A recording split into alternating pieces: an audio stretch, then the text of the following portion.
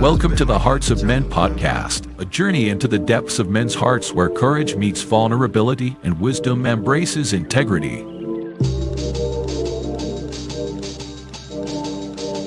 In a world that often measures a man by his outer achievements, this podcast dares to explore what truly defines a man of character. We unpack the challenges and triumphs that shape men's lives, bringing to light stories of resilience, compassion, and unshakable faith.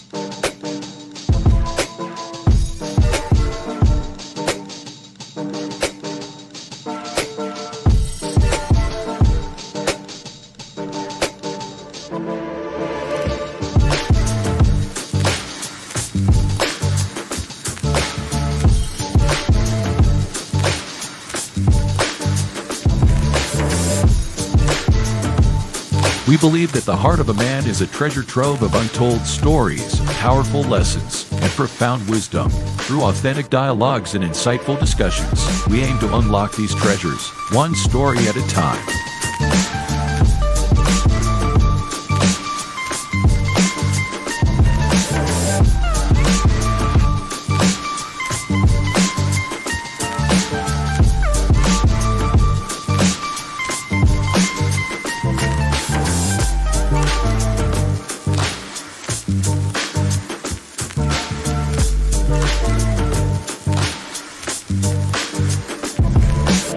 So, whether you're seeking guidance, inspiration, or simply a moment of reflection, you're in the right place. Get ready to be challenged, inspired, and transformed.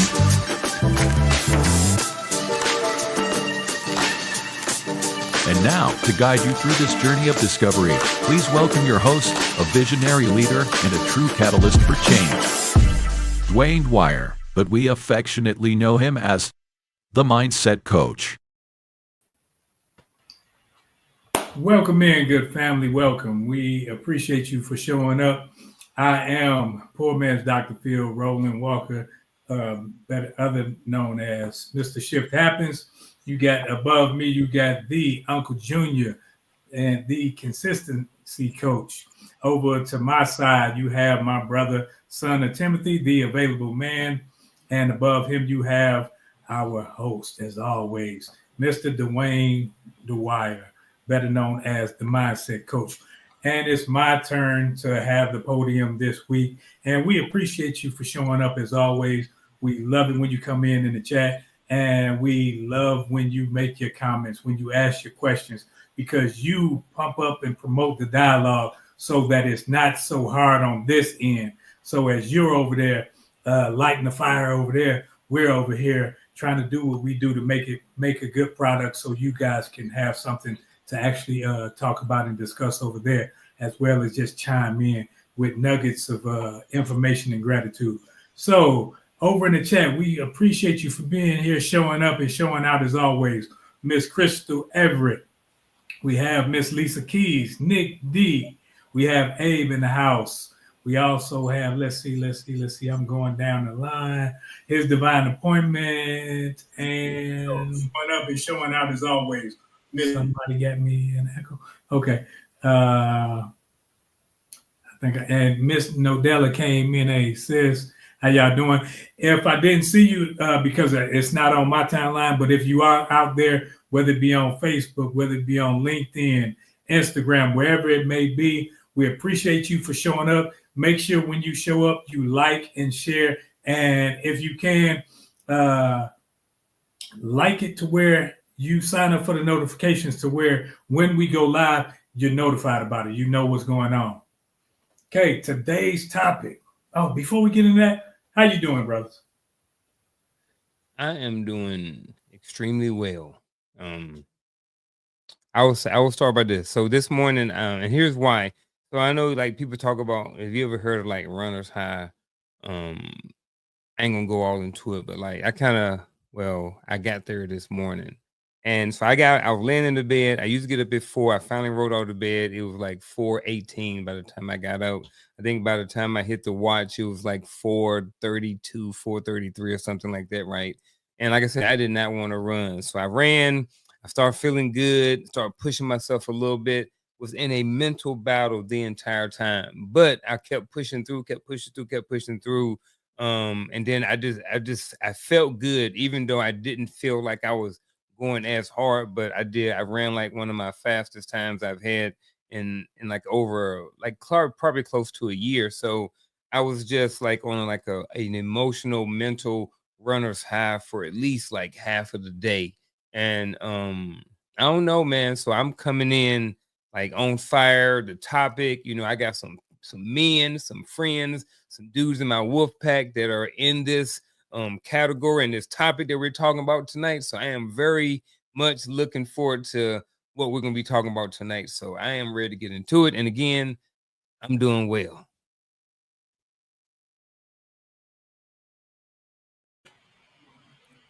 All is well for me, man. It's a beautiful day. Uh, Beautiful day. I have no complaints. I was blessed to wake up this morning. Like Garfield said, I get the opportunity to spend my Friday nights with my brothers, and like we always talk about, the livest chat. Again, I apologize. I can't reach out to everybody like I normally do because I'm working on limited resources tonight. But charging to the resources, not my heart. We value each and every one of you, and as always, I get excited every time we get the opportunity to have these conversations.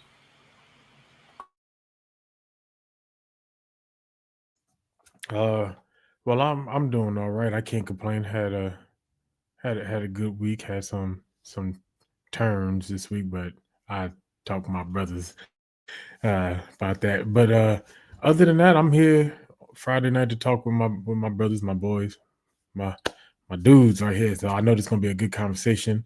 And I'm gonna be all ears. I'm gonna be the young man listening and learning for to my over 50 brothers in this conversation. I got a message. I love y'all. Yeah, we are over 50, and y'all see the topic. Y'all see it, chime in, and he pointing everywhere. And I know, and we got some internet issues, but don't worry about it. Just chime in and get the information that's coming, because Gaddy is like Shogun Theater today, so he may be talking before his mouth start moving, but the information that's gonna come, you're gonna want to put it in your toolbox. So let's get this thing started. Divorced at 50. Some of us are chronologically up there in the years. We are over 40, we are over 50, or we're reaching that pinnacle, if you would, because some of us didn't think we would make it. And there comes a time when not just men, but people have to start over. And starting over can be hard. Starting over can be tedious, can be taxing, can be anything but something that somebody looks forward to doing. Because when you thought you would have things going a certain way and life interrupts your flow and turns things around, what do? How do you react from it? How do you overcome it? And some of us on here, I think everybody on here, we've been through a marriage and gone through a divorce and had to get beyond that. But at the greater ages, you tend to think about it, tend to react a little differently. And on this topic tonight, we'll be talking about this. We'll be opening it up, dialoguing it, looking at what you guys have to say, as well as bringing out information and personal stories and testimonies that can help you, whether you're going through or whether you know somebody that's going through this very topic. So, and now remember, each and every person on this panel is an expert of their own opinion. May not be an expert on how you see it, but on how we see it, we know exactly the points that we're trying to bring out, and how, trying to bring this thing through to where we can all receive some information that'll help us in the long run. Okay, brothers, first and foremost, I think this question is one of those that's going to get the bases running. Go get us on first, second, and third. So question, how does divorce after 50 impact a Black man's sense of identity, purpose, and masculinity?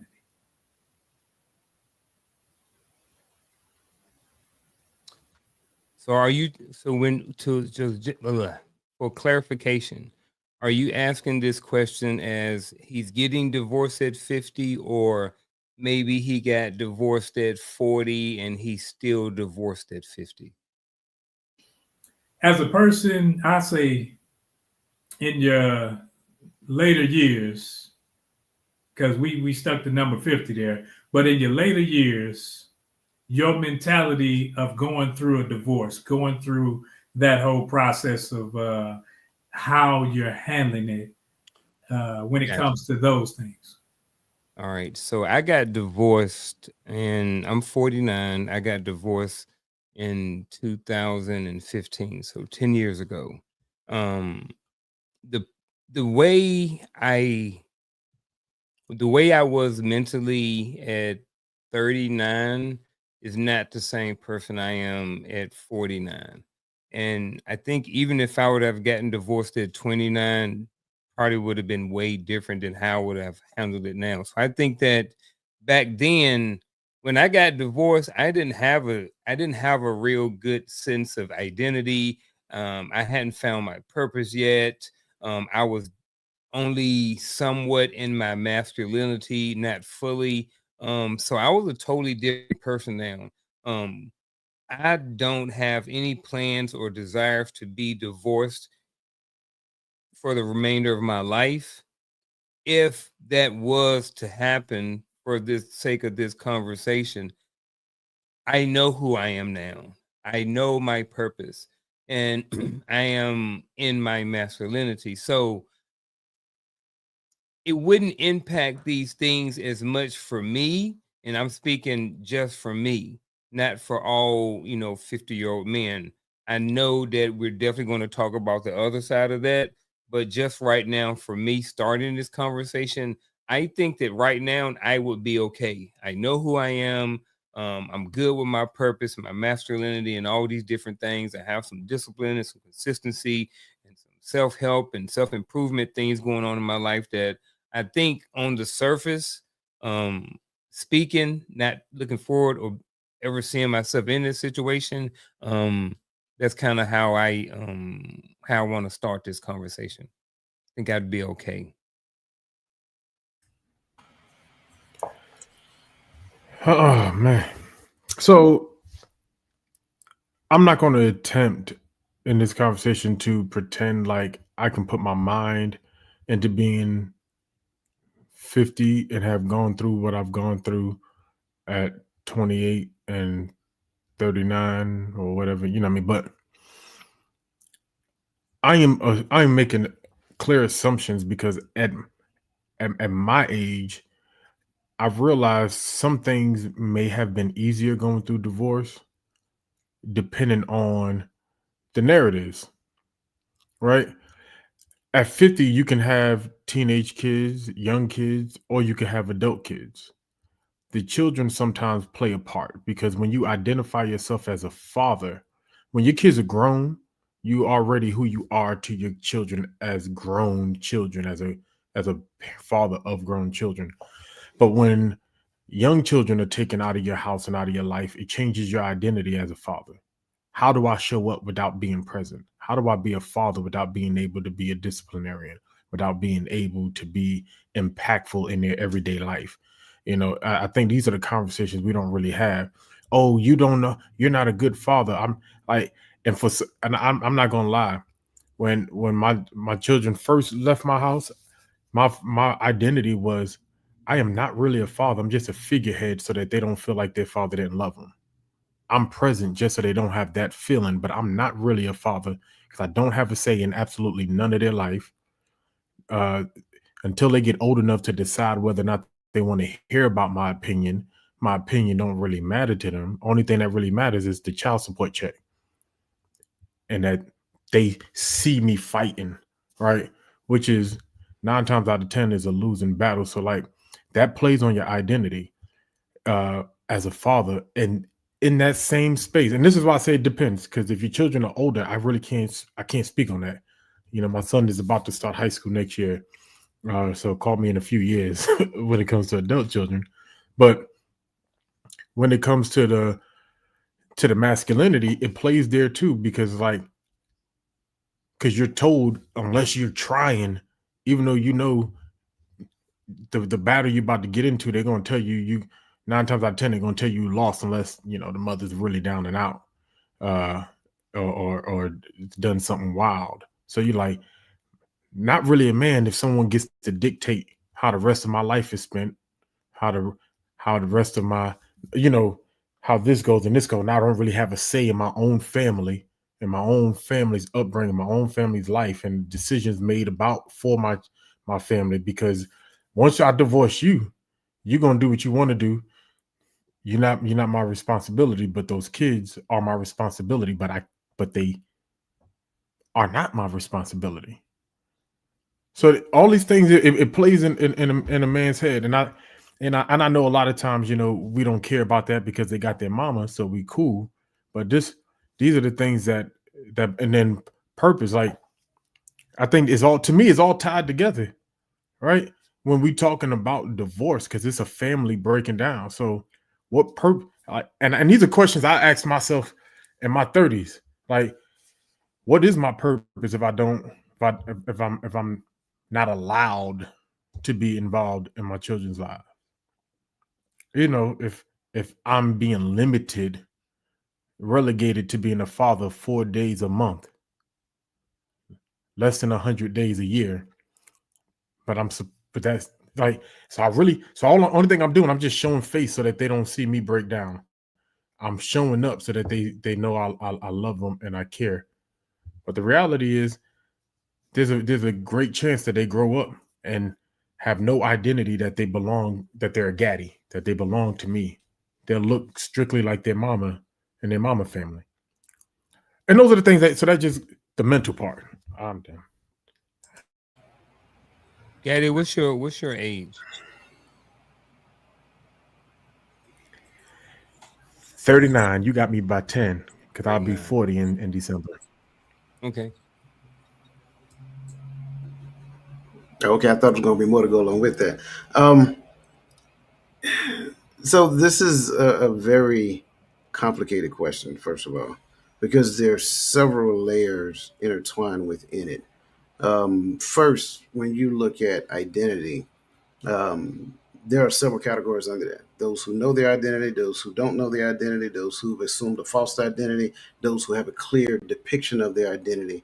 So those four different categories, for starters. Um, then you got to understand that those who conflated their identity with fatherhood, to where now fatherhood gives you more clarity of identity.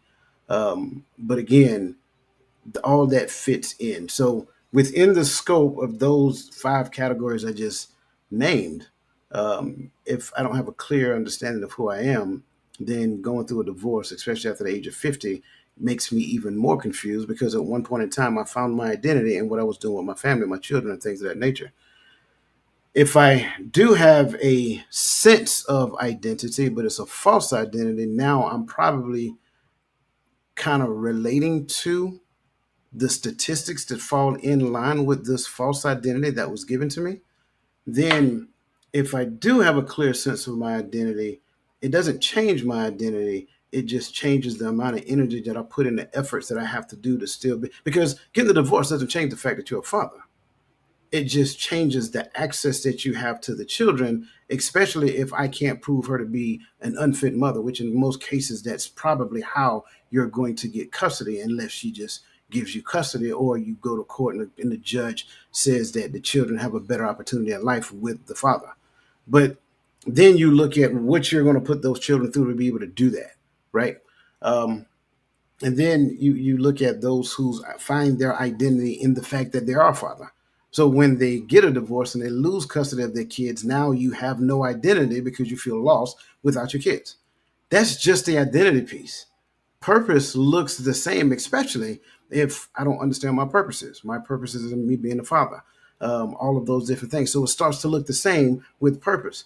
Masculinity, in my opinion, is different, because me being married or divorced, with my children, without my children, don't change what I view when it comes down to me being a male, a masculine man, or whatever that looks like. So that's why I say there's several layers to this question, and it can create a lot of confusion when it comes down to just this one particular topic. Exactly. And I think that's where I figured, I said, man, with just this, we could talk about this for the whole show because it's nuanced and it's layered to where you can just focus on identity and spend 30, 40 minutes talking about identity because like what Gaddy is talking about when he's talking from a 39-year-old, I think he's in a certain place identity wise that these other three, bro, we 50, 49, and 50 plus. So whereas he's still searching and he's still finding himself in certain aspects and areas of life, we've already been there. We've already experienced that. So there are certain things as a 50-year-old, because that's what we talk about, divorced after 50. I think when I was divorced at 30, early 30s, my mentality was, okay, next. That was my mentality. And not thinking about what I was going to get myself into, not thinking about, I knew, okay, I already knew, okay, the court going to say the kids go with her and I'm going to have to pay child support. I'm going to have to do this. I'm going to have to do these things. I was thinking more along of those things, where at this young age of 51, going on 52, now my mentality says, man, properties, land, stocks, bonds. Now I'm thinking about, okay, so now my mentality started to shift about what's going on, because at the end of the day, I don't need a roommate. I don't need a friend. I don't need that part. So I think when you're younger, you're thinking about, oh, I need a companion. And sometimes, and as we go along during this conversation, we'll open up to where the identity, the purpose, and the masculinity aspect will be shown through other things of how we're viewed in society, how we're viewed in other systems of culture. So let's roll over the number. Yeah, I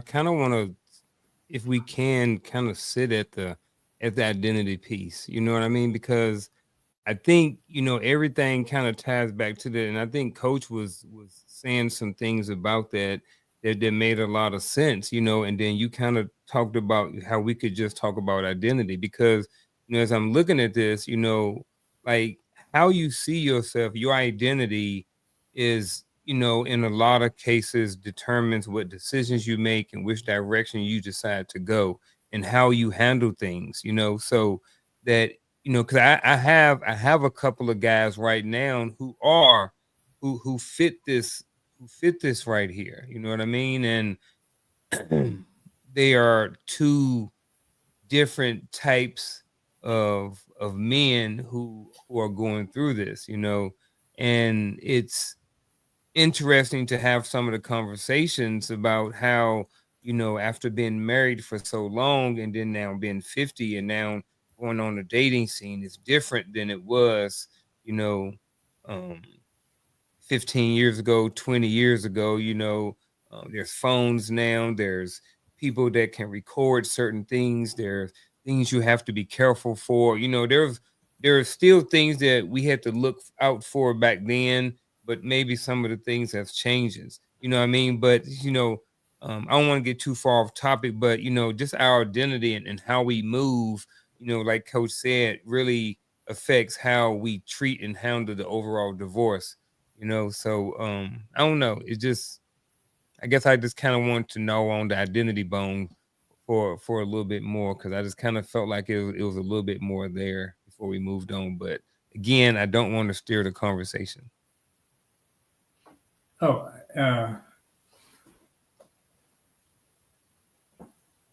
let's see. I hate when I get it small. So the premise of a man's identity. Is the premise of a man's identity a correlation with their age and experience? Heck of a question. That's thrown out there. I think every aspect. Yeah, I think every aspect of a man's life, it kind of alters a bit with age and with experience. I think as men, right, and my brothers, y'all could, tell me to keep living, and I don't understand it yet, but you just help me out. But as men, as we get older, what I saw myself at 30, changed a little bit at 35, right? And especially if I go back to talking about 20, 25-year-old me, you know, even though I still wore the uniform, but who I was as a man was different. And as I grew, like Rose said, you know, as I keep getting older, I start finding more about myself. Whether I'm searching for understanding myself or not, I find that there's more aspects to me as a man than just this one area, or just this area, or you know. And so as we grow and as we get older, we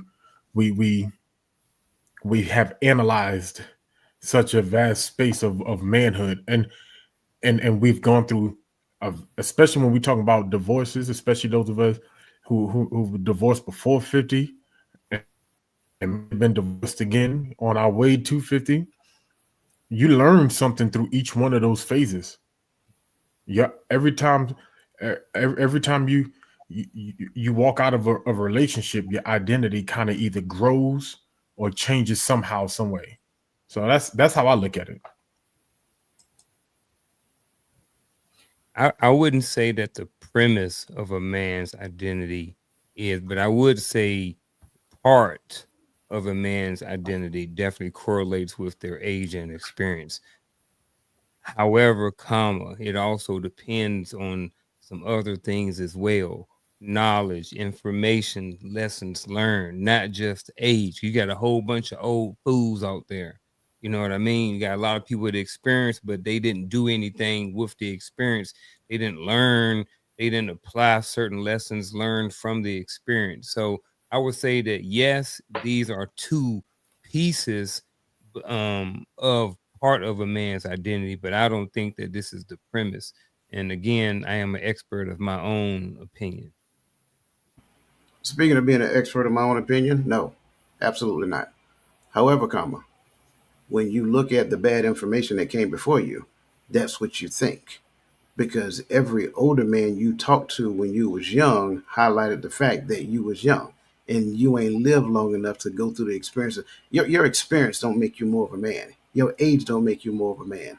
That's one of the biggest mistakes that we've made in our society, in our community, right? We think because a person is senior, they know better, right? But I think for the most part, when we really start peeling back the layers of things, just because they were older, like they did the thing that they did probably wasn't right. And we're learning that. We've learned that when it comes down to parenthood, when it came down to all these other different things.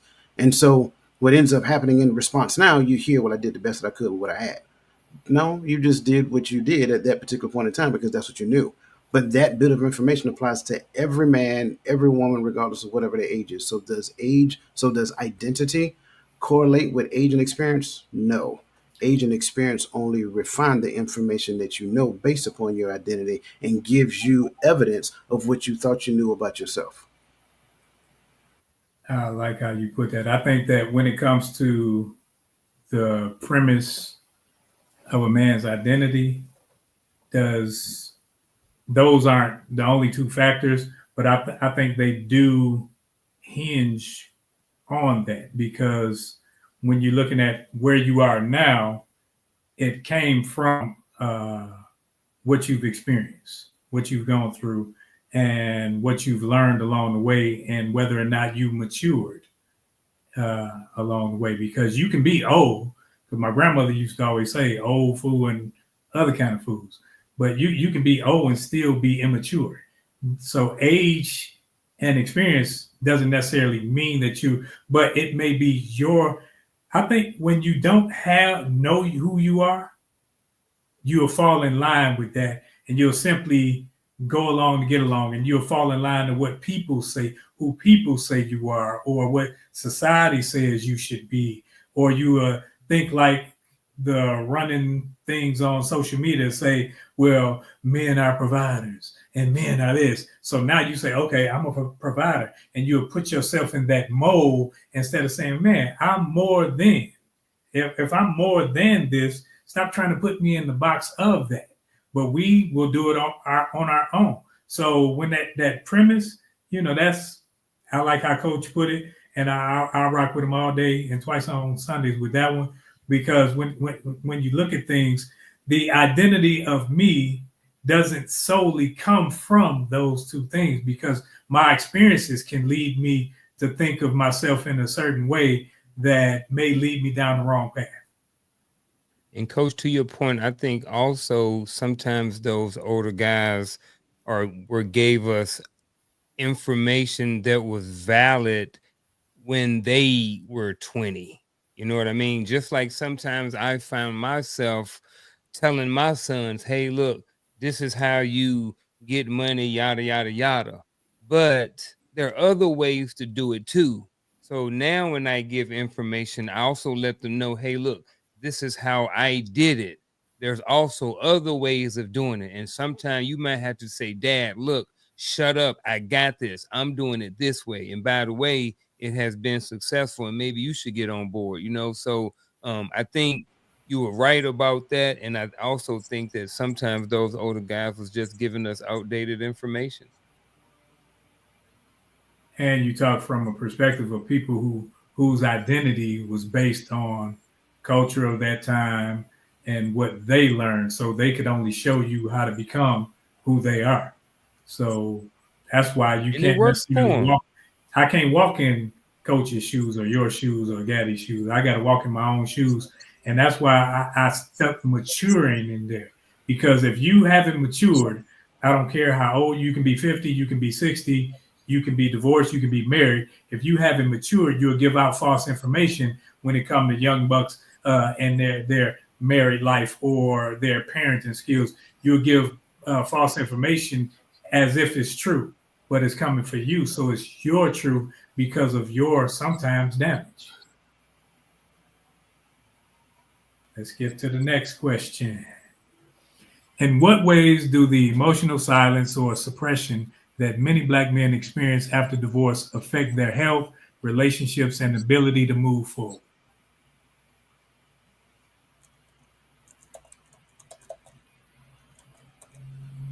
I jump on this one. I think when you look at health, when you look at when you don't know your identity and you put your all into, oh, I'm a father, you're all into, I'm a husband, and you don't necessarily know who you are. When you lose those things that you've placed yourself into being, now you don't know what you're gonna do. It's like, what I'm gonna do with myself? Because you wake up every morning and you know, oh, I got to do this and I got to do that. And instead of knowing who you are, you know what you do, and you've made yourself into what you do instead of who you are. So that can be mentally straining. That could be one of those things where I don't have my family here, so I don't know how I'm gonna make it, or I don't have this, and you start looking at what you don't have instead of what you do have and who you are. So that's one of those things where relationships that follow after, when you don't know who you are, you'll start to try to put them in the place of what you lost instead of who they are, and it can be damaging to relationships going forward as well. I think all of that, and I think that when you're 50, when you're that age, and especially if you're somewhat established, man, you have some success, you know, you may have some financial success, you may have, you know, a lot of things going for you in your life. You know, you may feel at some point that you may have a decent wife, you may have a decent family, and then not necessarily all of a sudden, but you get to a point in your life where there's something that you can't control. And that is the fact that you could be with someone and at some point they decide that they want to move in a different direction. Well, 15, 20 years ago, that wasn't on the table. You know, we had decided that this is what we were going to do. So my intentions and the way I've been moving for the last 15, 20 years have been in this direction. And now, because you, for whatever reason, not pointing fingers, you have decided that, or we have decided that this is where we're going to go. So now at 50, trying to maneuver and trying to do something and change course after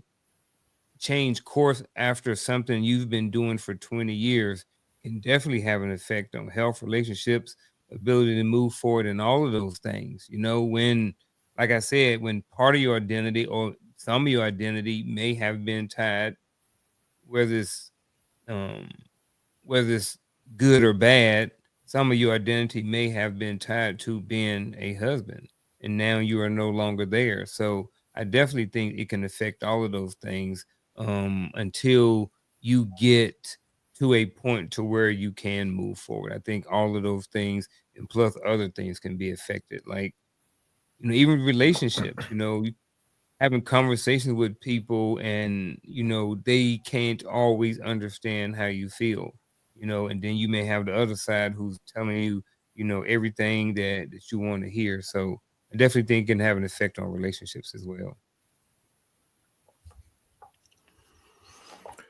I think a big part of it depends on the man. I don't know how everybody thinks, right? But I do see the word suppression though. But I'm gonna go to the word silence, because not all silence is suppression. Sometimes silence can be focus or refocus. And so I can get a divorce and go, you know what? I'm never doing that again. Not the marriage or the relationship, but the divorce. And so now I start to now try to analyze life differently, starting with myself, because something that all of you brothers said is true. My identity was wrapped up between being a father and a husband. And when you no longer have that surrounding you, it goes back to that purpose piece. So, because a part of it's like, hey, the only reason why I work this hard, the only reason why I put on this uniform every day, the only reason why I ran those miles every day, did them rucks, got blown up, got shot at, was because I had to put food on the table. Because I had these mouths to feed, because I wanted to make sure I gave you a life that you can be proud, or whatever the case may be, however every man thinks differently, right? And so, but now it's like, that was who I was, that was my purpose, that was my identity, that's how I identified myself as a man, because my kids was taken care of and my lights was never turned off, there was food in the house, that I did that, right? But I can't identify myself as that first, because when I don't have that, then who am I? And so silence can sometimes be understanding that. Now, who am I? Now, what do I look like when I wake up every day, when I walk out this door and I walk out and there's nobody behind me, when I come back in the house and I don't hear the screams of daddy's home when I get through the door? Who am I now? What does my life look like? Do I just go on an endless amount of grinds to make endless amount of money? Is that who I am now? Do I go on this on these major dissertations of how jacked up women, men, or relationships are, the world are? Is that who I am now? Like, so I have to. So part of it can be a refocus. So I got to dump all of that stuff. I got to dump all that. And sometimes I got to go through the emotional roller coaster so I can dump the emotional roller coaster that came from the separation and the divorce. Let me process through this. Let me feel what I'm feeling. Now let me push it aside so that refocus can take place, so that there is an opportunity for relationships in the future. May or may not be romantic, which also caters to move forward. What does move forward? Does move forward mean find the next? Like Rose said, when you're young and you get divorced, is next. That's the mindset. Or maybe at this stage of my life, it's I ain't got time for none of y'all. All I got time for is what I got on my plate. And now I'm trying to, I'm just bam, bam, bam. I'm laying things out for what life looks like going forward. And maybe I don't want another romantic relationship. Maybe I don't want to. I want to kick it with my boys, talk on Fridays, serve the Most High, and chill and watch. I want to be like Roland one day. I want to be able to watch all the TV shows on TV in one day. in between him and Coach, but I swear there ain't nobody seen more TV than them two. But I'm joking. Yeah, I threw you in there. I feel attacked right now. I feel attacked. Somebody said that this is a loaded question, and they're absolutely right. And so when you look at the load in the question, there's a piece in this question that is missing that precedes the question, because it says, in what ways do the emotional silence or suppression that many black men experience? Trust and believe that silence and suppression comes from someplace first. That thing that exists first is the thing that men experience. The result of it becomes silence or suppression. What is the thing that most men experience before the silence and suppression come? The thing where a black man attempted to express himself, and it, because of the false identity of provider and protector, men are not supposed to feel. Men are not supposed to express how they feel. Oh, what you're saying, it's not that serious. You're making a big deal out of nothing. So when that existed in the relationship, and now the relationship or marriage has now come to an end, on the backside, why would that man feel proactive to express how he feel or unleash what's on the inside of him? He's been taught, not just in that relationship, but really it's more of a societal norm that little boys don't cry. Little boys don't have feelings. Girls have feelings. Y'all remember the old nursery rhyme? You know, girls are sugar and spice and everything nice, and boys are frogs and frogs and snails and puppy dog tails. So girls are described and depicted from a perspective of this entity that has the freedom to express their emotions and warm and loving and all of that other great stuff. But little boys are totally different. They're depicted as something rough around the edges, tough, can deal with anything. So a man will literally carry the world on his back. Not saying that women don't, but at the end of the day, nobody feels sorry for him. In fact, I would say it like this, because it's said in the male circles, ain't nobody gonna come and rescue you. So we get what you're going through, but keep it to yourself. Suck it up. Drive on. Deal with it. It ain't that bad. It'll be okay. You trust me. You'll find you a new one eventually. Don't worry about it. It ain't that bad. It's all right. So when we start looking at this emotional silence and suppression, it existed deep within his psyche because no one ever made room for him to express himself. So now, after the divorce, when we start looking at health implications, right? Well, it's old saying, pressure busts pipes. Right. So what's the pressure? High blood pressure. What's the pipes? Those blood vessels. Heart attack, heart disease, all those things start tying in. Relationships, I done been down this road before. I don't know if I'm really wanting to open myself up like I did to this last one. Wow, so I can go through the same thing again? I've seen this movie before. It didn't work out too well in the last one. I don't want to be the star. I'm gonna be the co-star. I'm gonna sit on the back and just go half in, half out. I'm not gonna really be committed to it. And then the ability to move forward. Move forward for what? I'm just saying. This is what society created. This monster that society has been talking about for years, you created that monster. And I'm not trying to shuck responsibility. That's not what I'm doing. I want to paint a holistic picture, because when society painted the picture, our culture accepted it and ran with it. Coach, I'm telling you in my notes, man, because I wrote down no one really checks on me, because they don't, because it's almost as if you don't care. If you see two people arguing, it's automatically you somebody crying, both of them could be crying, you go into the woman's defense. So that man has learned through the years that nobody cares, nobody come to save me, so I will hold it in. I'll suppress this anger, this rage, whatever I'm feeling at the time, because what they gonna do about it? Ain't nobody gonna help me. So that's why you have those issues of high blood pressure and all these other things, and then we turn to substances sometimes, because when you don't know who you are, you tend to find yourself in a bottle. You tend to find yourself in another woman. You tend to find yourself in something else to mask what's actually going on with you, so you won't have to deal with it. Instead of learning how to deal with those things. That's why therapy is therapeutic for a reason, because now you can deal with what's going on the internal before it shows up externally, so that you won't have a reaction just like his divine just said, and boom. And Abe said something earlier, Coach. Societal expectations for men to be stoic can make it harder to seek help, which limits their ability to move forward. That's the truth.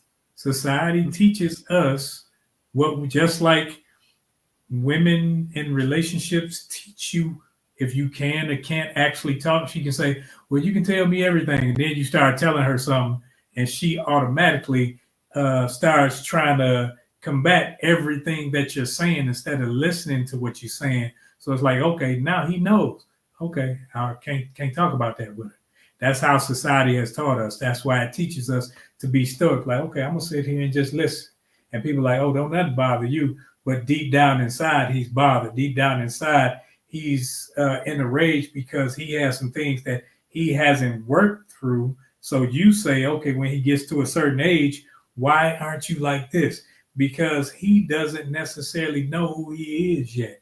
He know who he is in that the capacity of husband and capacity of father, but in the capacity of Dwayne or Gaddy or Garfield or Roland, we don't know that unless we take the time to get to know who we are, because our identity can't be locked up in who we are with another person. Because if it's tied into that, then we'll always be in the whirlwind of emotion, a whirlwind of ups and downs, because we don't necessarily know. So that starting over will terrify us. So it terrifies those that aren't going through the cycle of healing within first. Hey, Well, yeah, I agree. I agree, but I will. Is it society's expectation for men to be stoic or just quiet? Because I don't see it as the same thing. Being stoic is not a bad thing. Being silent and quiet and grinning and bearing it and just accepting it is. That's what society expects, not stoicism. Again, stoicism isn't bad, right? And I know sometimes we talk about stoicism as though it's a bad thing. It's not. Knowing when to be stoic is a good thing. But when you look at the narrative, right, the narrative, and if you pay close attention, is clear and loud. The narrative is for men to be quiet, for men to not say anything, for men to not voice their opinion. That's the narrative. The narrative is that don't give the man the microphone, give the microphone to the woman because we want to hear what she has to say. That's the narrative. That's not stoicism. So I can appreciate what Abe is saying, and I got you, bro. But I would just crank it up just a little bit, right? I'm not saying that you're wrong. What I'm saying, I'm cranking it up just a little bit. Society expects men to be quiet, and that's the issue. When men be quiet, our culture suffers. When men actually take an active role in the culture because the culture accepts the voice of the man, now the culture has the opportunity to strive. Now, and again, this is not against women. However, it's something that needs to be heard. Stoicism and being quiet ain't the same thing. I'm glad you said that, because, and that's why people will make the correlation between silent and stoic and think that they're one and the same. When you're stoic, you're actually thinking, you're pondering what's going on, you're actually getting ready for something. It's not that you're just silent and holding things in. But I think that's what sometimes the correlation between silent and stoicism goes that route. I think what's the worst part to me of this part of the conversation is this is nothing new. This is nothing that our society doesn't know, right? When we talk about the expectation for men, and Coach, that's exactly what I was going to jump out and say, right when you said it, when we unmuted it at the same time, because I was going to say the same thing. It's not stoic that they're telling us to be. They're telling us to shut up and deal with it, and that has become the narrative, right? And sometimes the conversation gets hard to have because as men, we don't really want to do the women versus us thing, but like Coach said, sometimes some things just got to be said, sometimes to be heard, right? Because a lot of times, the expectation is that women get to do, say, and treat men however, and if a man reacts to it or tries to correct it, he's not masculine. He's in his feelings. Uh, he or you a man, deal with it, or whatever the case may be, and that creates a silence that no one likes, because now when you want that man opinion and he doesn't have one, he has one, but when you've shared with me that your ability to do what you want to do is more important than me having that opinion, that man will shut down, shut up, because it's wasted energy. And that's something that as we get older and as we deal with more stuff that we ain't trying to have, which is wasted energy. And this is why you see some men who get divorced in older age be happy alone.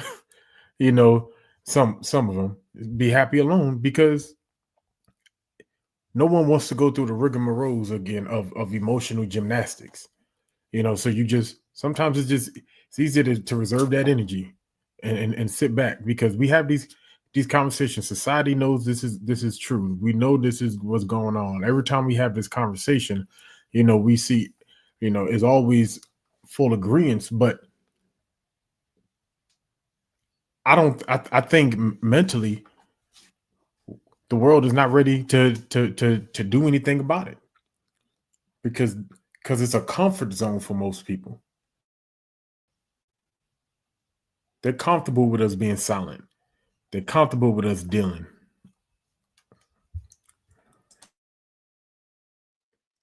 I think we may be in between questions and, kind of Abe's point. So if I may I interject a pivot? All right. So I want to speak to the other side of this, um, of the divorce after 50. And I know we're talking about terrifies men. I get that. But real quick, I want to speak to the other side of that. During the pandemic and all of that stuff, there was a lot of people speaking on how bad it was for so many people. I thrived during the pandemic. The pandemic was great for me. So I want to speak to the other side of the divorce at 50. There's some dudes out there that is happy to get rid of that person they've been with for a long time. And these dudes is thriving and they see it as another opportunity to go and do better. I thought when I got married at 20 years old that I was going to be married forever. When I got divorced 19 years later, I did go through a period that I didn't want to be married and didn't want to be in a relationship, but then things changed and then I wanted to be in one. And one of the things that I said that I was going to do the second time was I wasn't going to make those same mistakes. I was going to learn from things. This was I was not the best husband during my first marriage. This was another opportunity, not just for me, but for me in a sense to prove to myself that, you're better. That who you was in that first relationship doesn't define who you are. And this relationship is a lot better. So I just want to speak to the guys who are, not necessarily happy or glad that they got on, but that they were in relationships and they didn't know that those relationships were holding them back. And now that they have been divorced and they have that new zest or zeal or whatever for life, and they have their purpose and identity is a lot more balanced and whatever like that, they can be a better version of themselves, and they are better versions to be a better version of themselves for the lady that they choose to be with. So I think that, I just wanted to speak to the other side of that. I know, like I said, we're talking about over 50 terrifies men and stuff. But again, I do think that I know that there is another side of that of men who are actually looking forward to the opportunity to finding, that special person, and then moving off into the sunset and different things like that. So I just wanted to make that 2 cents. Say that 2 cents. I'm glad you added that to it. I think we're going to skip 3 and we're going to jump to the next question. What role does community play in either supporting or isolating divorce?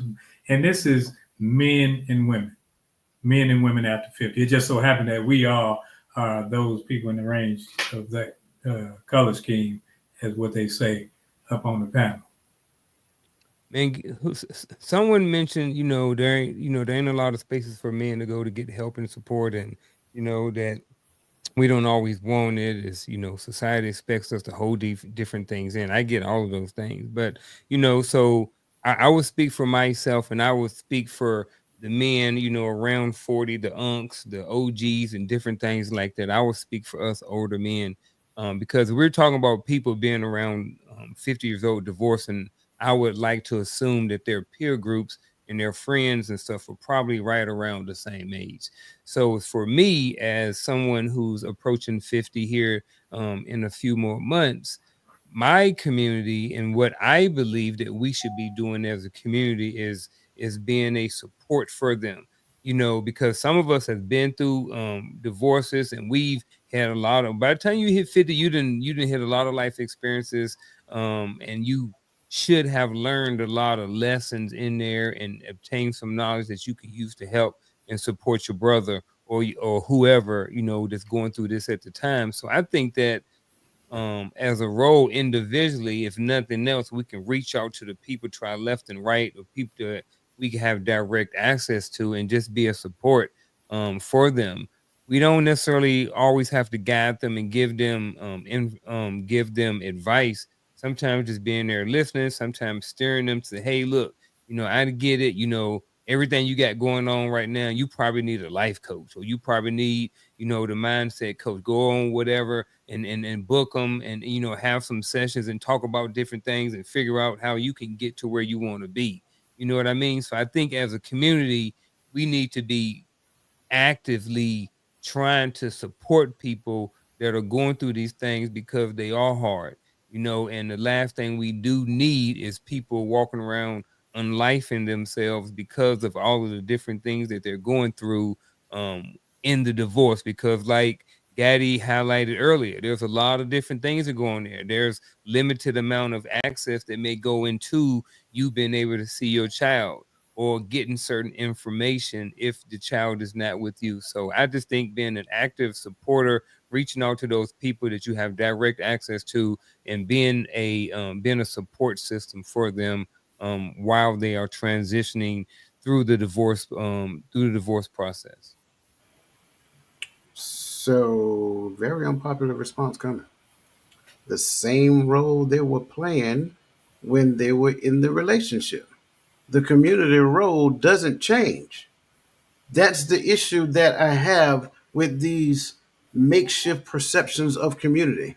If you are actively in a community, not just the community being actively in you, but like you are actively in the community, the role of the community doesn't change.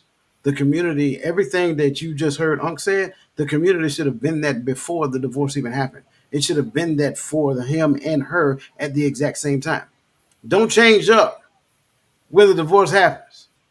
Let me say it again. Don't change up when a divorce happens. That talks to your character if you are part of that community, right? If you start isolating this particular person because, well, their relationship didn't work out or whatever the case may be, you might be a bad apple in that community. You probably need to be in the community of self, because you really don't mean nobody no good. And I hope I ain't talking to nobody out there, but if it is, I'm talking to you, right? I'm just gonna call a spade a spade. Community is community. It doesn't change because your status changed. So you, whatever you're supposed to be, everything the Unc just said, all that support, all of that listening ear, all of that guidance, all of that help that the community should have been from Jump Street, it should still be that when the divorce happens.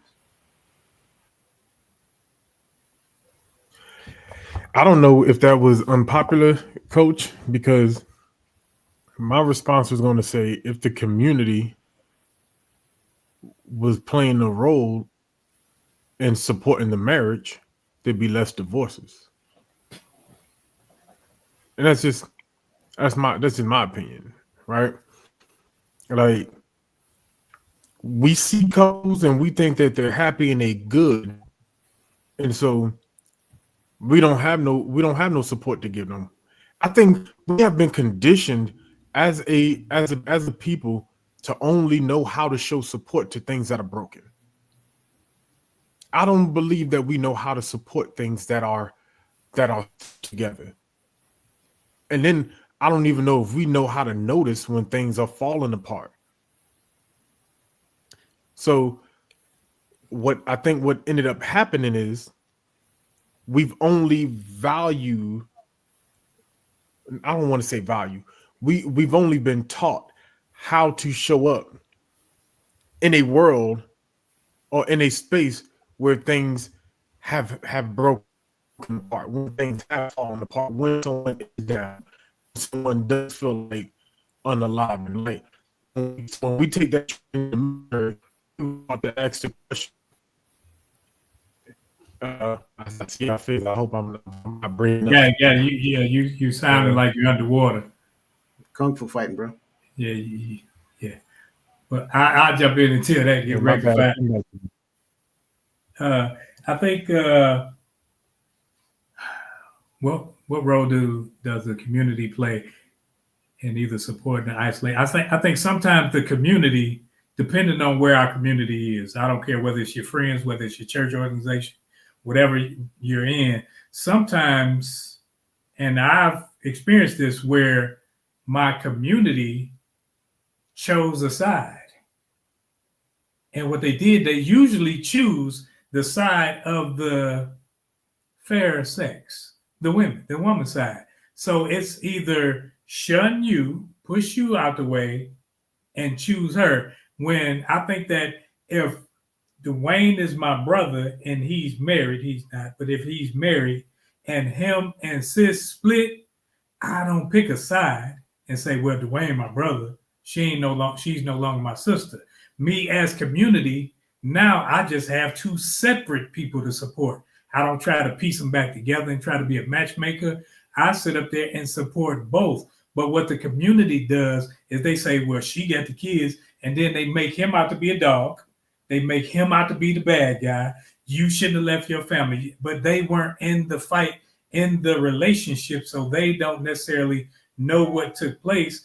And as men, we aren't in the business of exposing the other person. Like, okay, whatever, I suck that up instead of sitting up there. And then some of us, like myself, and I think some of these brothers on this show, we will put a brother or whomever in their place to let them know you don't have a nickel in this dime, so it's not your place to discuss my and her business. So I think sometimes the community doesn't do enough supporting of both parties. And whereas I know that in the Black community as a whole, if I'm teary-eyed, if I'm crying, I know that 9 times out of 10, there will be some reprisal. There will be some, even though I'm hurt, but I have a relationship with these brothers to where if I come to them and they see that I'm seriously hurting and crying, they not gonna dog me out about it. They're not gonna sit up there and come with the jokes right away. Now later on, after we've grown past that, they'll say, remember when? But that's after the healing process has started. Because I think all too often we look and see that, oh man, you shouldn't be crying anyway. Suck it up. Sometimes I can't suck it up. Sometimes I just want to talk to you and get it off my chest, not so that you can hug and pat me on the back, but sometimes I just got to release that thing. And we need people where we can have a release so that I'm not bottled up all the time. So my community is right here. My community ain't on social media where they telling me, oh, well, do this and do that. And I'm looking at social media for everything because I don't have a relationship with them. They don't have a relationship with me. So they can give sound information at times, or they can give information that I may think is sound, and it may not be right for where I am at that time. But those that I have their ear can listen to not just my voice, but listen to my heart. I get the community, and I've been listening, and I like coaches rebuttal to my comment. And I want to add to that. I think into what everybody else said about the community. I think the community is only part of the problem. I think part of the problem are the, like Coach talking about, the divorcees, the people in, and like you talked about too. Because I think part of the problem is the community is there, but sometimes we don't access the community that we have. We don't give the information to the community. We don't tell the community, hey, I'm going through this stuff. And for whatever reason, we don't always put our business out there, for whatever reason. Hey, what happens in the house, stay in the house. We can work through this. We can do it on our own. For whatever reason, we don't always reach out to communities. And not just with stuff like this, but we have doctors and lawyers and coaches and fitness experts. We have all these people in our family, but a lot of in our community, but sometimes we don't want to reach out to people in our own community. So I know we're talking about the community, but some of that is that we got to do our part to put our hand in the community and say, hey, look, me and my wife, we going through some stuff. So that way the community can support us, because I think, like I said, I think sometimes some of the lack of the support that we get in the community is because us not going to the community before we have the issues and stuff. We wait till things blow up, we wait till the divorce, and then we reach out too. Can y'all hear me? Am I better? Mhm. All right, I'm gonna try to talk quick before I start acting crazy again. I'm glad you said it, because then it allowed me a reason to go back and say what I was saying when I was acting crazy, glitchy. No, but I do not believe that as a community we know how to show up for people when things are together. We only know how to be a community or support for people when things fall apart. No one ever taught us how to support a healthy marriage. We only know how to support the marriage after it falls apart. Now we know how to go and help each other. Let me listen to you. Let me talk with you. But what about, hey, I think we should do game nights as a couple. I think we should do things so that we could talk, because the whole duration of the marriage is things going on that led to the divorce that didn't seem like big things, but because we had no one to to talk to it about these things, because didn't nobody want to hear it, because you're married. But now when y'all separated, living in different houses, oh man, I can't believe she did that. Oh man, I can't believe he did that. Oh man, you need a friend, or you need, no, I needed a friend when the marriage was together. I needed someone to tell me how to handle some of this craziness she was doing when we were together, because how you dealing with it, or are you dealing with it? And maybe we can help coach each other through this thing. Like, and I think for me, that's what I'm talking about when I'm talking about the community. Because if the community was involved, I said, I don't know if y'all heard me in the beginning, but if the community was involved before the divorce or during, just all the time, if we were a community to one another, maybe there wouldn't be as many divorces. And I But just here's believe that. that part. I don't think, can we all agree that the community is in sync though? Right? So if you go to all four, if you say, Gad, if you reach out to Coach, me, and Roland, and you say, hey, me and my wife going through something, you're gonna get three different things. Coach can be like, yeah, man, you need to suck it up, go on and stand there. I'm gonna be like, man, you need to pray about that. And then Roland man, like, man, you need to go out there and go get you another woman. You know what I mean? So you may get three different, he said two. So you may go out there and you may get three different opinions. So I think I get, the community piece, but the community needs to be in sync. If the community is not in sync, then the information that they get from the community may not be good. Because like I said, just right here, all three of us is part of the community, but we may all have three different ways on how we believe things are run. You go to different communities, there's processes and procedures how to handle certain things. You go to this culture, this is how we handle it. We go to this culture, this is how we handle it. But sometimes over here, we don't necessarily have a set of rules or a structure on how to handle certain things. So sometimes going to the community, you don't necessarily know what you're going to get either. See, but I think you're making my point because we're still talking from the aspect of the things being broken.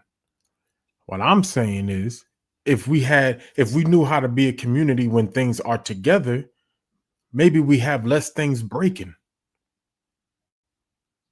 And that's where I'm at with it, because I'm gonna be honest, and I'm not trying to be funny. It's not that I like any brother here better. Y'all know, me and Roland, our relationship for the last 5 years, it's been my brother, right? Probably longer than I don't know how long, right?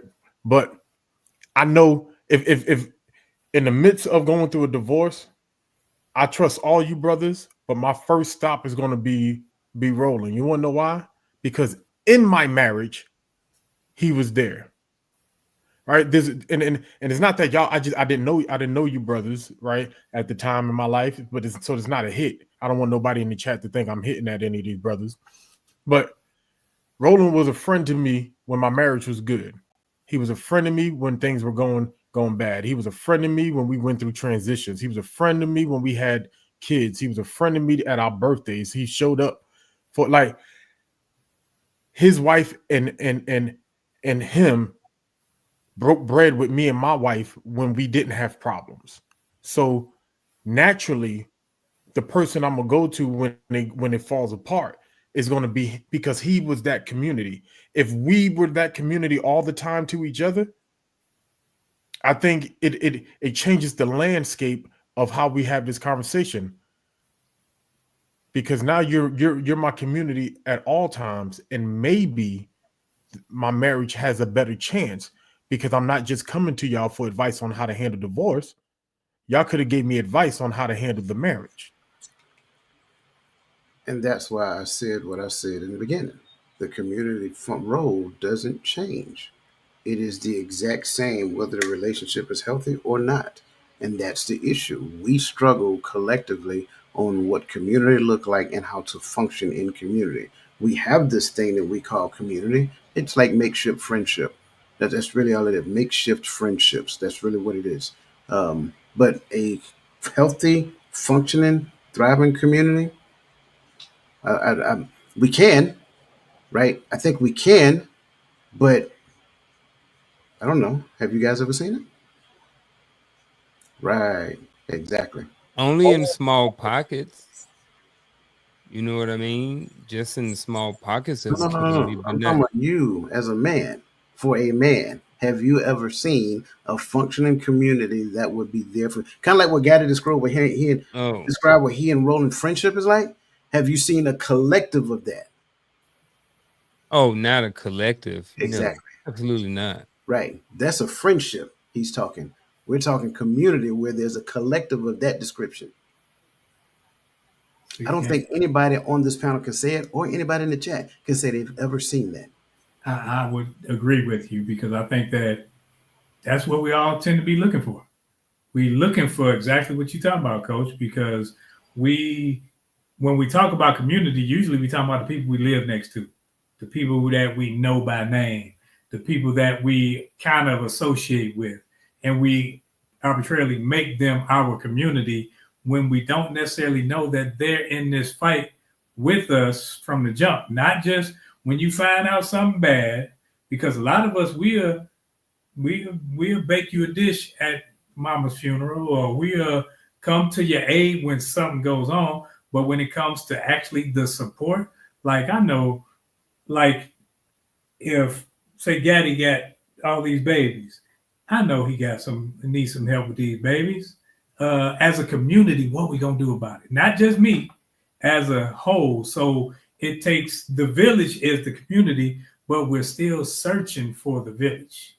And then here it's harder because a lot of us are transitionary where I'm not from Texas, but I live in Texas. I'm in, and everybody is other places. So now the familial aspect of it is totally different. So now you got to find a sense of trust in somebody and then get through that before you can reel them in and they become part of an actual community.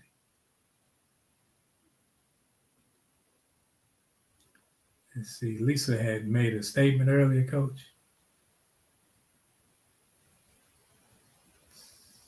I I believe started. there are healthy supports in marriage. We must make sure we place ourselves around healthy people. That's a start, definitely.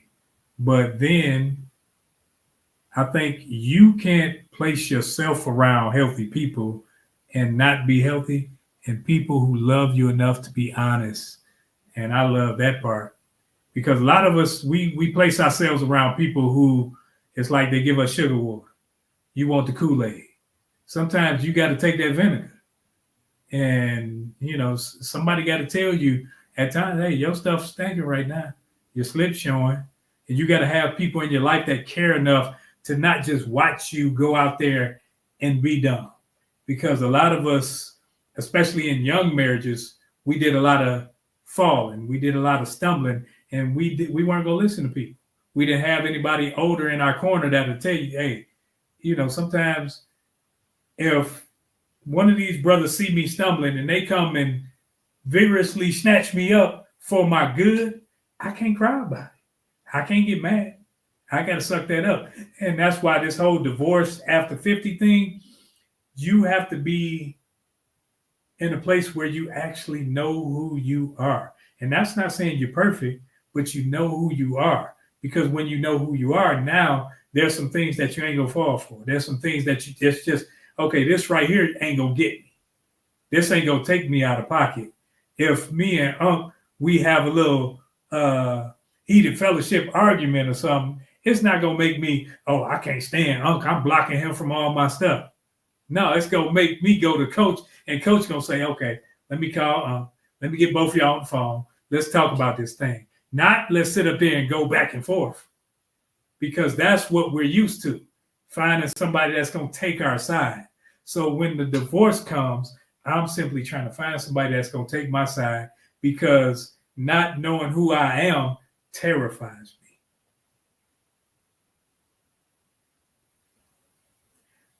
Next question. How do these divorces affect our broader community, especially when it comes to generational wealth, legacy building, and family structure? And this can be a killer. Like this can destroy, especially if one person has to spend a whole bunch of money or donate, whatever you want to call it, to the other person every single month. I know a guy right now paying $1,800 a month for child support, right? So good, bad, or indifferent, had him and that person stayed married, that $1,800 would have stayed within the family.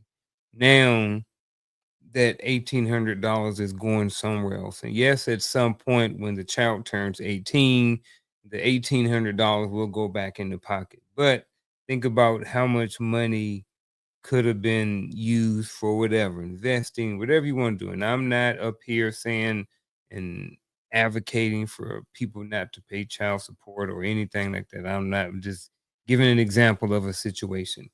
But when it comes to legacy building, family structure, all of those different things like that, some of us up here are divorced. I am divorced. I am remarried. I live in North Carolina. My ex-wife lives in South Carolina. I have a son in Colorado. I have one in New York, and I have one in Louisiana. So now, and my sons are in the military. So if they want to come and visit mom and dad, now they got to go to North Carolina and they got to go to South Carolina. So now they have to make extra trips and all these different things. So when it comes down to family structure and people trying to have parties and all these different things, and there's a graduation, and we only get 4 tickets, so who get to go, and now the exes don't get to go, and the new wife and husband, so all of these different things and different negative things that can happen when we start breaking down the family structure. When the grandkids are going to come along, and now they're trying to split visiting grandma and granddad, because now y'all in y'all 50s, y'all grandparents, but y'all in two different locations. So divorce affects the broader community in so many different aspects. You know what I'm saying? Now, me and my wife, we at some point we're gonna move to Texas. So when we move to Texas, now we're gonna be even farther away from my ex-wife. So now when they, right now we're only, a few hours away. They can come see her and drive to see me. They can come see me and drive to see her, but once we move out there, it's plane tickets. You know what I'm saying? So grandkids, it's just a lot of different things that can go on and that can get broken down with as the broader community, just when things when you have the divorce. It affects a lot of people, so, and then sometimes when we bring new people in, they ain't always as welcome into the community either. So but that's another whole topic for another day.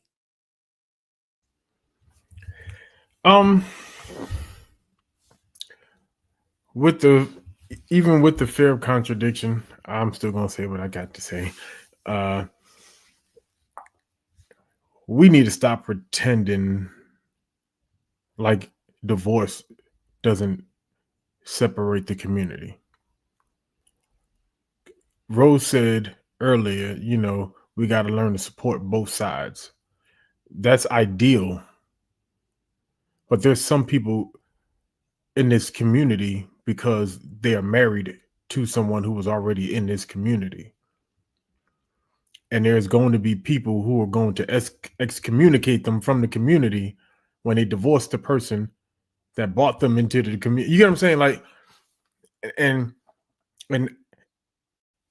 it changes the way everything function community wise, right? Because what do I do? What do I do when the kids are over here, the daddy's over here, and the daddy's a part of the community, but the mama moved back to her old community with the kids, so the kids don't feel the support from this community unless the kids come out for the summer. Then they know what it's like to be, with daddy's family. But if they don't get summers, they don't get to really see daddy's family. They don't really know what it's like over here in this community, in this walk. Whether the community is not even blood family, but it's his certain whatever, So we created brokenness, and that's just what it is. We broken family. We broke a family. It happens. It's our everyday life here today, but it's the reality. It's something that is broken. How does it affect? It affects everything. Because and here's the thing that sucks, because we always try as men to meet every aspect that we can. But one of the hardest things to come to the realization was this: I can't try to put so much focus when I got so let's say I divorced and those kids and that wife is here, and I remarried and now I got kids with this wife. I'm putting so much effort in trying to show up for the kids who are not in my house, that the kids in my house get neglected. So so when we talk about legacy building, I'm trying to keep this legacy intact over here, and I'm destroying the one in my home. So now I got to ask myself, do I put more effort in my home or on the kids outside of my home, or do I? You get and everybody has a different opinion on that. And, that's why I think with one of those things, you can't really get too many different opinions. You got to find one to stick with it, because people are going to tell you differently. But those people who are not in that shoe cannot tell you got to put both effort to both kids. Because show me that is easier to say than it is to do it. Both. When you talk about generational wealth, if you got the money to build wealth for the next generation, you can do it.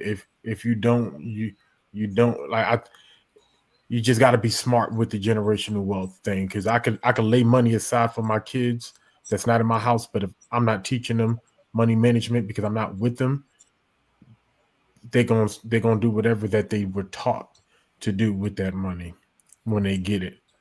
But family structure, we broke it. I'm disappointed in all y'all gentlemen. Y'all being nice. I'm just saying, y'all being nice. Some people can appreciate that. Let's start with family structure. Let's be completely transparent. This is something that dawned on me years ago. When you look at court fees, things of that nature, when it comes down to getting a divorce, why not?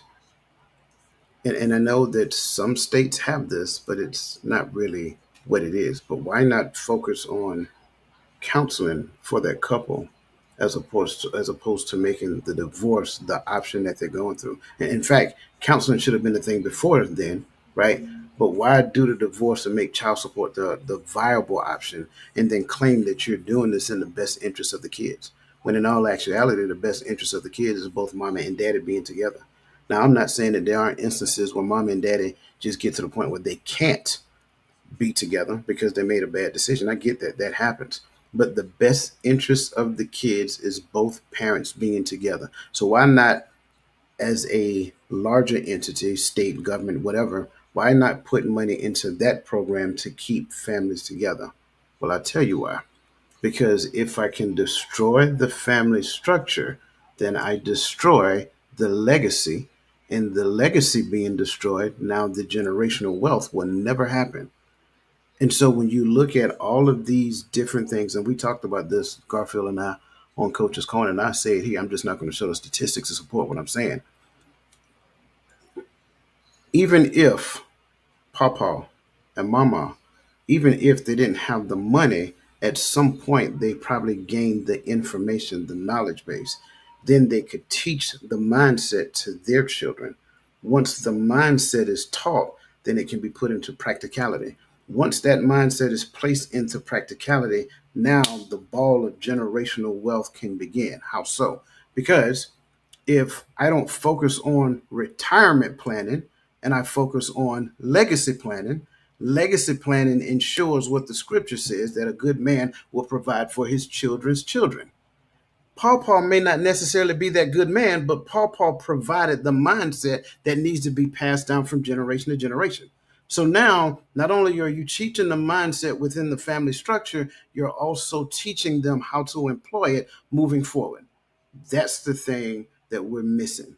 We never talk about that because we only talk about what's happening in the here and in the now, in the moment. Garfield, when you talked about $1,800 a month, that was me, bro.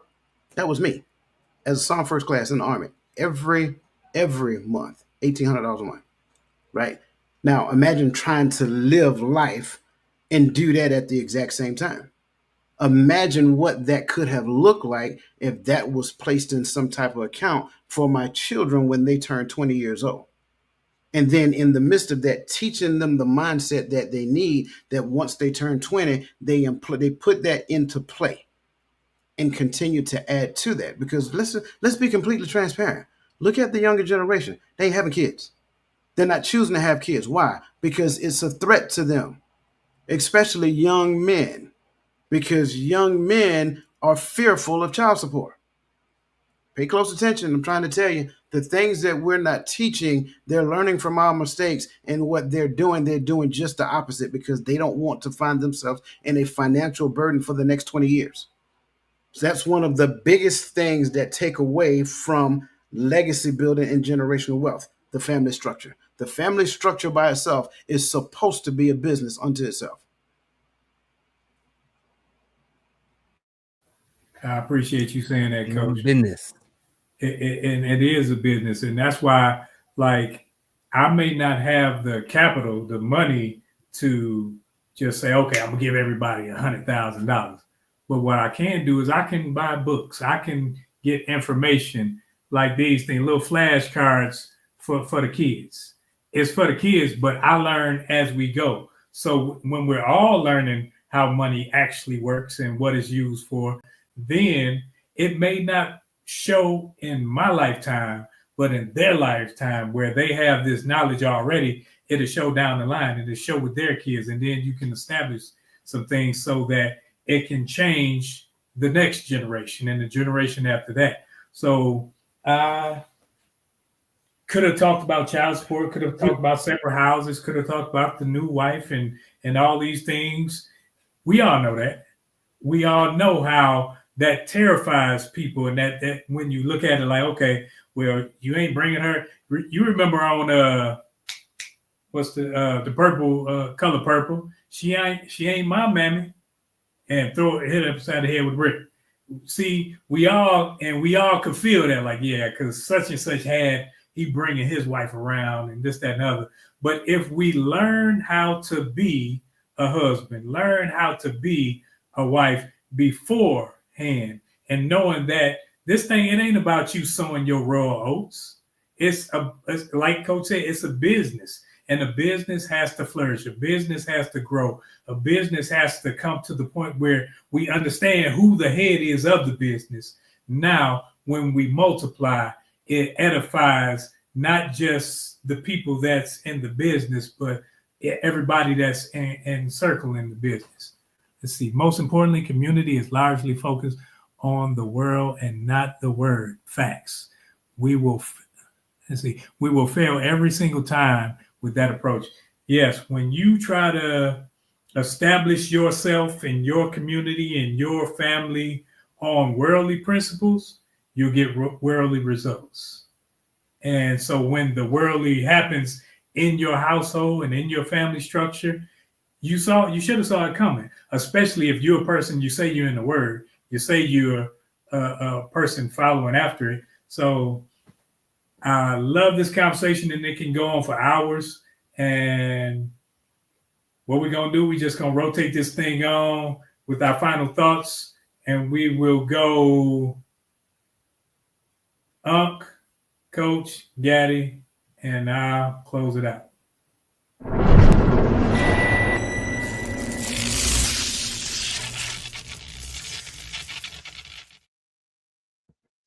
Divorced at 50, why starting over terrifies men. What we've been talking about for the last 90 minutes. If you find yourself a 50-year-old man and you are about to go through divorce or find yourself on the other side of the divorce or get ready to go through a divorce or something like that, please reach out to your wolf pack. Reach out to your boys, your homeboys, and your communities, your support system or something like that, because going through a divorce is, especially if it's your first time and you're 50, it is full of ups and downs. There's a lot of different things that goes on. Coach talks about, he says the words ebbs and flows. The journey through the divorce from the start to the end is definitely a process. If you are a man and you have been divorced for some time and you are still divorced and stuff like this, it's kind of, I guess I would just say, make sure that you are, not make sure, but hopefully you're spending your time figuring out your purpose or living your best life or whatever like this. I guess what I want to say is take advantage of the time that you do have. If you want somebody, then go out there and get that person. If you don't, then that's fine too. But again, divorce at 50, if you are find yourself a man around this age and stuff like this, and you are going through divorce, please reach out. Please seek some sort of help and support or something like that, because it can definitely be challenging. And that is my final. I would. So I love this conversation. I think conversations like this has the potential to do some amazing things. Like if I had this in my younger, 19, 20 years old, I would have learned a lot. I would have learned a lot of what to do in preparation, not necessarily for divorce, but in preparation for a healthy marriage. I think a lot of times we need to understand some of the things that cause something to fail so that we can understand some safeguards that we can put up to ensure that it's successful. So for me, when we start looking at being divorced at 50, why starting over terrifies men, well, first and foremost, you're not starting over. You're starting exactly where you are. And where you are is far more knowledgeable than where you were when you first got married. Look at yourself. Ask yourself, what did you learn about yourself throughout the entirety of this process while being married, while going through the trials and tribulations before you got to the end? And then, as you identify those things that you learn about yourself, what are some of the things that you need to change to become a better version of yourself? Right? It's not about what you're looking to get into moving forward. It's you getting to the point to where you're becoming the best version of yourself, so that when relationship presents itself at a later point in time, you are better postured, you're better prepared, and you're suitable to be that man that you need to be for that relationship. And that would be my final thought.